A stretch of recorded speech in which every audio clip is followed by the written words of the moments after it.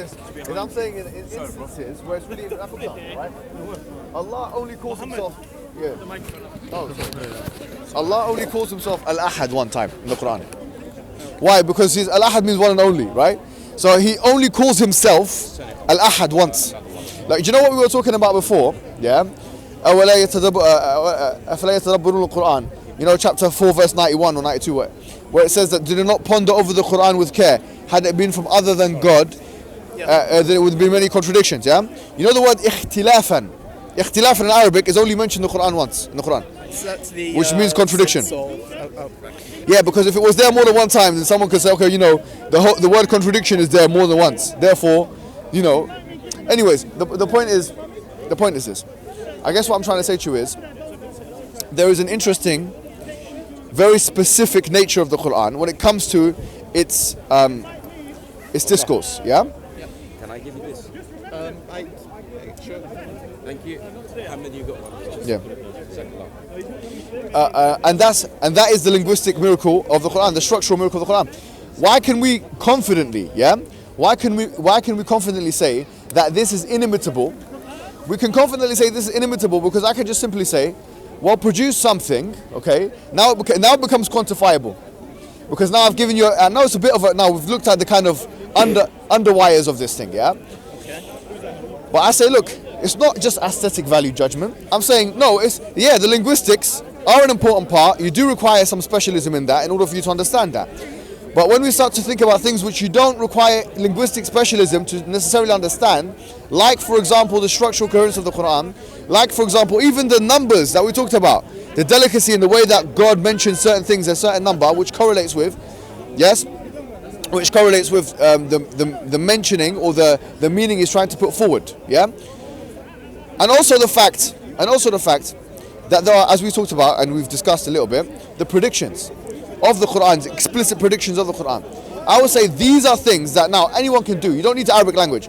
Get me anyone that can basically come and produce a text 3 lines long that not only fulfills those criteria, but also is able to change the landscape, the sociological, the geopolitical, the historical landscape in such a way as would allow me and you, Ashley, to have this conversation 1,400 years later in Speaker's Corner. And by the way, this is one of the evidences, because in the Quran it says, وَرَبَّكَ وَرَفَعْنَا لَكَ ذِكْرَكَ, that Allah says to the Prophet Mohammed that we have certainly raised your status and mentioning.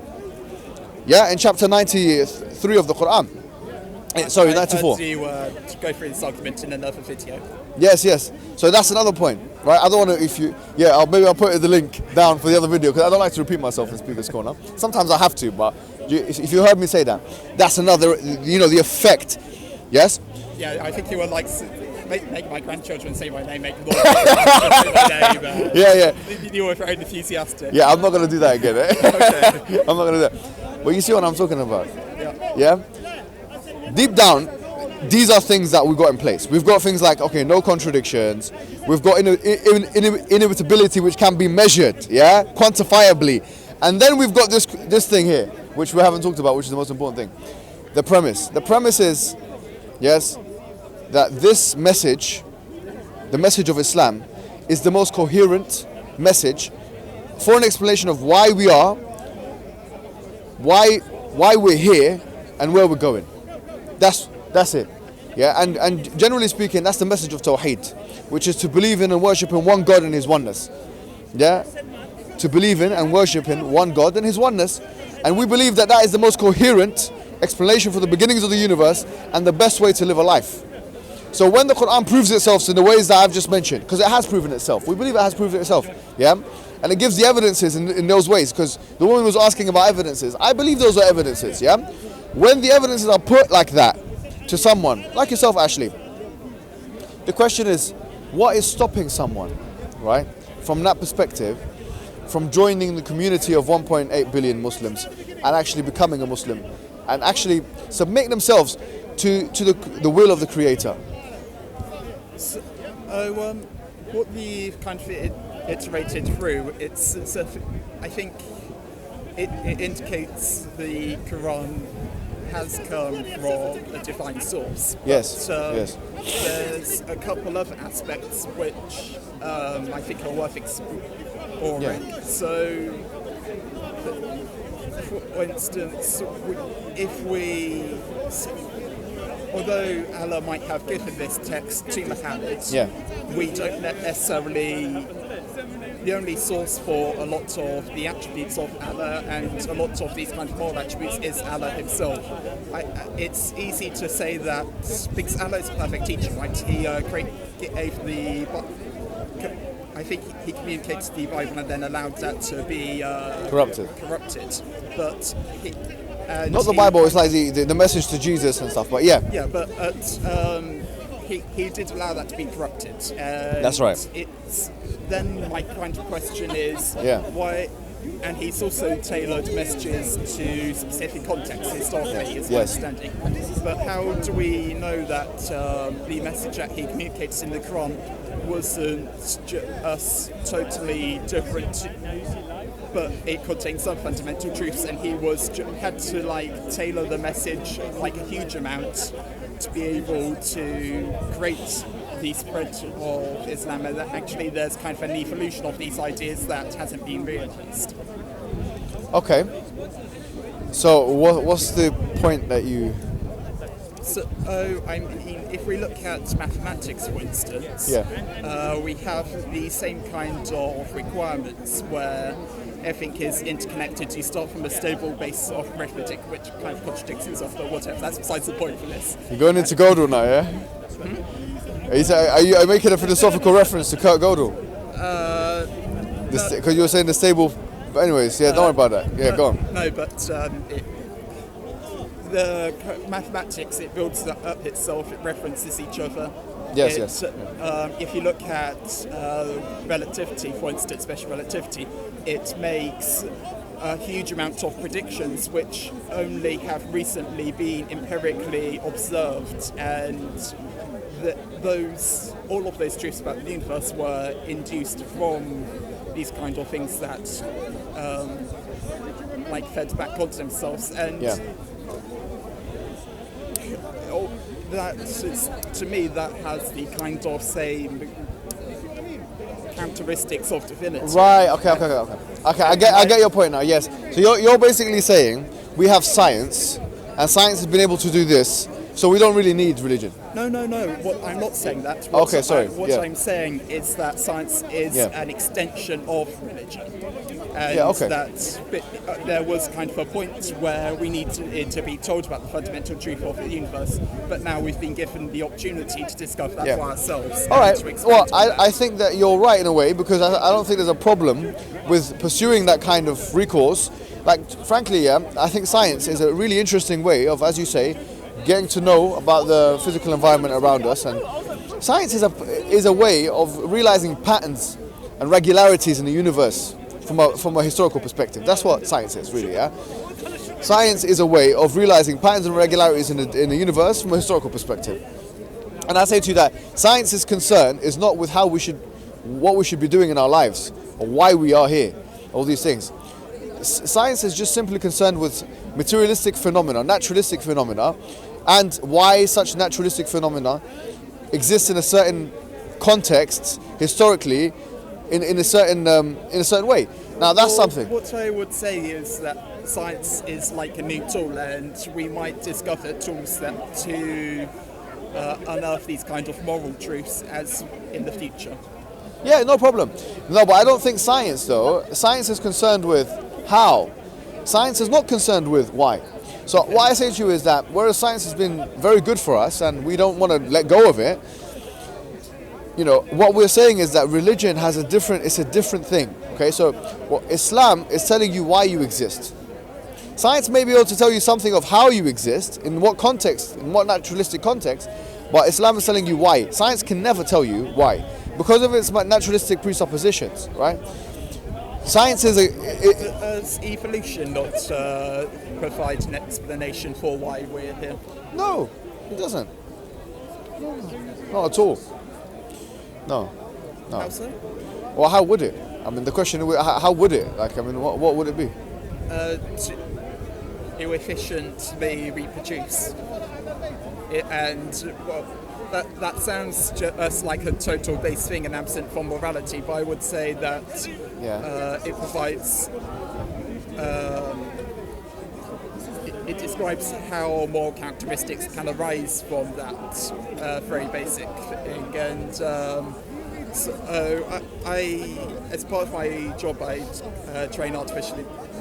do artificial intelligence, and I will have like a very simple objective for the models I'm trying to train, like tell me if this is a cat or a dog, and it's looking at images, for instance. Really interesting. But so you're into artificial intelligence, yeah? Yeah, but through just that single objective, it also learns lots of other things. It learns what fur looks like, it learns what faces look like. Yeah. It can take that learning and it can bring that to a lot of different areas. Yeah, no, I find it interesting. I've had discussions about that. I'm not sure if you've seen any of those, but like about the limits of artificial intelligence, the limits of naturalistic and materialistic presuppositions, and how the hard problem of consciousness remains a hard problem with artificial intelligence.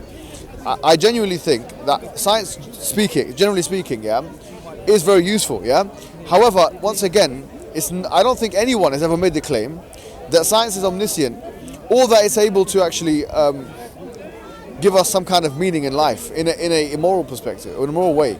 So what I'm saying to you is that you can continue wearing your scientist hat on. It's no problem. It doesn't stop you from being critical from a philosophical or otherwise theological perspective. Okay. And what I'm proposing to you is something which does not contradict your kind of taste for science or whatever it is in your scientific, that you want to go and do science or whatever, What I'm saying to you is, generally speaking, that the theological option of Islam, from a logical perspective, even a psychological perspective, is probably the most coherent. It is the most coherent one, and therefore, I invite you, right, to become a Muslim. Generally speaking, now you know the arguments. You've heard some of what I've said online, so I don't need to repeat, why we believe that one God is one God and these things. You've heard this stuff. I want to say to you that, do you see that is there any alternative model that you've seen, or that you know, that is basically any better, or a better explanation explaining why we're here or what we're doing here than Islam? This will take me 5 minutes to explain. Is that okay? It takes time. So I used to be an atheist for a very long time, and I started looking around, and I realised that the only reason I had come to those beliefs was because I basically wanted to look smart. And what I didn't want to do was to look at a particular doctrine and fall into it because it seemed right. I wanted to kind of come with critical thought. Yes. And so over the course of a few years, I kind of meditated on the structure of the universe. And it's only now in 2018 I've started to look at other religions to see whether similarities are with the ideas I've come to independently. And I found some consistency with Islam, and I think that's worth exploring. So I was kind of looking around the universe, and I kind of realised, okay, there's septillion planets. I can see how life could arise from the level of atoms there, that we have a septillion chances. But if you look at, there's 15 orders of magnitude to get from atoms to life, basically, to the scale of us. If you look at, say, from the Planck level up to us, so the quantum foam, there's about 30 orders of magnitude. And to get that level of coherence, well, if we say there's only one universe, there's only one attempt to do that. Yes. That means that this universe is somehow special. Yes. Now there's a couple possibilities for that. So one of the possibilities is that there are a great many universes, and one of them just happened to be this one, and we're aware of it because we have the awareness to be here. Yeah. The other explanation is that there's an intelligent creator, and that's a lot more likely because if it's a lot easier to create a universe that's tuned to life than just have one randomly appear. It's like you just have to tweak a few things. If you've done it before, it should be fundamentally easy. Then you kind of run into a slight issue of. So I was thinking about Allah at this point, and Allah doesn't just have qualities like being infinite and such, but also moral qualities. And to kind of be merciful, that's contingent of a creation to be merciful towards. And I was wondering... I don't think that's true though. You don't? No. The Quranic discourse doesn't say that his mercy is a contingent one. In the Quran it says in chapter 6, كَتَبَ عَلَى نَفْسِهِ الرَّحْمَةِ, that he prescribed upon himself mercy. So in Islam there's two kinds of fundamental attributes of God. There are fundamental attributes which are called dhatiyah, which are basically intrinsic attributes of God that are not contingent on anything, right? And other ones are called fi'aliyah, which are basically attributes which require action of some sorts. Yeah. So his mercy is not one of the fi'aliyah ones. It's not one of the verbal attributes. It's one of the intrinsic attributes of God. In other words, because Allah says in the Quran, كَتَبَ عَلَى نَفْسِهِ الرَّحْمَةِ, that he's kind of mandated upon himself to be merciful, that would be the case independent of anything that he has to be merciful to. It's just intrinsic attribute of God. That's him. That's when we talk about Allah, we're talking about the merciful one. Okay. Yeah. Anyway, no, but what you were saying was quite amazing, so continue please. But what I mean is, how might these attributes kind of manifest themselves in the first place? And the kind of conclusion that I came to was that the creator of this universe was actually finite in some capacity. Say again, sorry? The creator of this universe, just this universe, yeah, was finite. But I think that over the universe... Why did you come to that conclusion? Because I couldn't see how the complexity of all these moral attributes could exist. I could see how to be infinite, to be timeless could exist. I couldn't see how something as complex as kindness or to be a teacher. All right. No, I get that point. No. Well, you're right in a way, because let me tell you why you're right? Logically and deducibly, you can't actually deduce rahmah or the mercy of God. You can't deduce his love. That's not something which you can deduce logically. It's not a logical attribute. The reason why I believe that God is merciful is not because I've logically deduced it. Yes? I believe God is merciful because God tells me he's merciful through a book which I believe is an authority, which is called the Quran. The things which are deducible, as you indicated, are things like his oneness, things like his power, things like his knowledge, things like the fact that he was there preceded the universe, because that's deducible in terms of a logical deductible method. Yeah. However, things like you say, moral attributes, which I think is a really interesting terminology you've used, things like love and mercy, they are not deducible logically. They require a kind of someone to tell you those things, right? So I would say that rejecting those things, though, could constitute fallaciously an argument from ignorance, because just because you cannot deduce something logically, it doesn't mean it doesn't exist. So I would say to you is that with the logically deducible attributes, that should constitute for you a rational base to understand that there should be an existence of a deity which started the universe, is maintaining it and sustains it with his might and mercy, might and knowledge, right? Because these things are deducible. However, when you've come to realize that, you understand and you've come to accept the premise also that we are also intrinsic sentient beings which are which have a purpose, then there must be some kind of connection between the creator and the creation. And once you've understood that connection, then you realize the need for revelation. Once you've realized the need for revelation through the intermediaries of prophets and angels, which are metaphysical things which you can't ascertain materialistically or through science, then you come to realize also, right, that it is necessarily the case that we have to be taught those moral attributes through a revelation. So those moral attributes like his mercy and his love cannot be deduced. Yet, as Muslims, we would maintain, since now you have an epistemological foundational base which presupposes the oneness and the power and the knowledge and the pre-existence of a God, of a deity, of an intelligence, now it's not hard for you to actually make to make a judgment, a critical judgment, that is potentially the case that this same deity is the one who revealed himself, itself, whatever, to the creation. Yes, and so we look at the different choices we have, and of the different moral choices or religious choices we have, we looked at the Bible, we looked at the coherence of the Trinity, we looked at atheism. You've seen how incoherent that is. So we come to the conclusion of Islam, and Islam, as we say, is not just a religious doctrine which says that one God exists, full stop, but it aims to provide the evidences, as we've aforementioned, through the Quran and through the Prophet, which indicate how it is that this God actually revealed himself. Does that make sense? Yes, but it doesn't completely answer everything. Go on, what things are remaining? So, it's not so much what's remaining, but like a perspective shift. Go on. Yes, we can ascertain that the Quran came from Allah. Yes, we can ascertain that Allah has many metaphysical characteristics. And the moral characteristics we can only know because he himself told us. Yes, but, yes.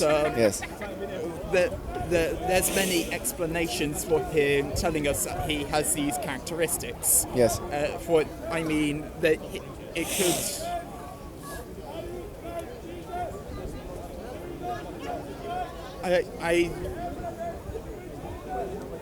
It just seems like by taking these moral characteristics at face value, we're trying to read his mind and suppose what he wants for us. When, as a teacher, I feel like the fact that we have tools like science and maths and to explore kind of tells me that there's an aspect where we need to be able to, and the room for interpretation in the Quran, I don't see how it can be the whole entire truth, and it seems like certain characteristics of Allah, I don't see how I struggle to understand how they can coexist. What, the interpretation or what? Which or what? The fact that human being is critical. Sort of. Sorry, I'm I don't. That's all right. No, it's good. No, you're. Of Allah, that's what you were saying, right? And how they don't correlate or they can't be true at the same time. Yes, it feels. Or rather, I don't see how they can be contained within a single entity. Well, listen to me. I mean, I can see I'm trying to really understand where you're coming from. I understand where you're coming from. I think, by the way, you're quite an intelligent guy, you know. I think you've got a hidden genius. This guy's a hidden genius. And I think your speciality must be some kind of science or mathematics or physics or something. Am I right in saying that? Or, yeah. Is that right? I'm right. Yeah. So, because I've noticed through the discourses that you've got interesting insights in that field in particular. But what I wanted to say to you is that, listen, we don't need to kind of overthink this. Sometimes the simple truth is just a simple truth, yeah? What I'm proposing to you is that there is one, I'm going to put this in a more simple way, right? There's one deity that created the universe with his knowledge, gave the universe laws of physics, yes? Allowed it to have laws of physics. I can accept that. Maintains the universe. How do you figure that one? You can figure that logically, yeah, through contingency. Because if we say that anything within the universe is contingent upon something else in order for its existence, yeah, okay. The universe itself is contingent upon something else for its existence. So by maintenance, do you mean as in Allah is still around, still doing things here and there? God the universe depends upon God. Okay. The one who created it. So this isn't like a God nurturing trees. What do you mean by maintenance exactly then? No. Okay, maintenance just means it's continuity. It's continuity. So, how comes the universe is not blowing up, or how comes it continues? Because if you create a tower one day, you wouldn't expect it to spontaneously fall down. And if it were a perfect tower, you could expect to build it alone, never touch it. The tower relies upon X amount of factors in order for it to exist, right? So the tower exists in the context of the universe. If the universe ceased to exist, the tower would cease to exist, right? Okay. Okay, if the laws of physics cease to operate in the way that they were historically operating, the tower might not stand still, stand high. So why do we say that the universe is contingent on Allah instead of saying that Allah could have created the universe, left it alone, and now it's continuing by itself? The reason why is because if you think about God's or Allah's attribute of Him being there first, right? Okay.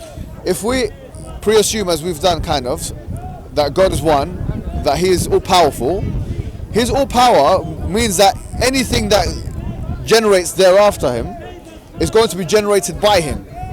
So anything which happens and which requires source and sustenance is going to gain that source and sustenance from the original, and it's not going to be a self-sufficient. Do you remember something I was saying earlier where I said I thought that the creator of this universe was finite, but that Allah, or the actual God of everything, our creator, was within that God? So do you believe in... No, right. So what we would say to you is, the moment God allows for something else within His creation to have the same amount of whatever it is that He has, is the moment He has replicated and duplicated a God.